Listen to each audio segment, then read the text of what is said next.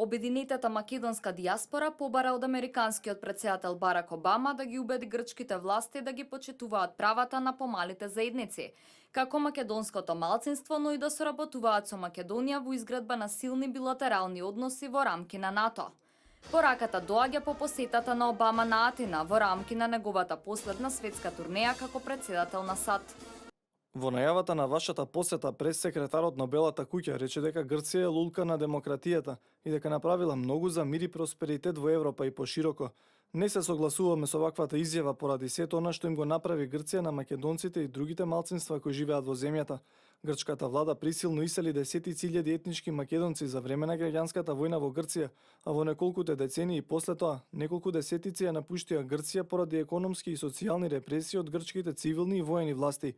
До денес грчката влада продолжува да ги негира правата на овие луѓе кои сакаат да си го вратат државјанството или имотите, само поради тоа што се идентификуваат како македонци. Председателот на ОМД Методија Колоски го потсетува Обама на пресудата од Меѓународниот суд на правдата и бара американскиот претседател без одлагање да интервенира и да ја убеди грчката влада да се однесува како што и доликува на лулка на демократијата.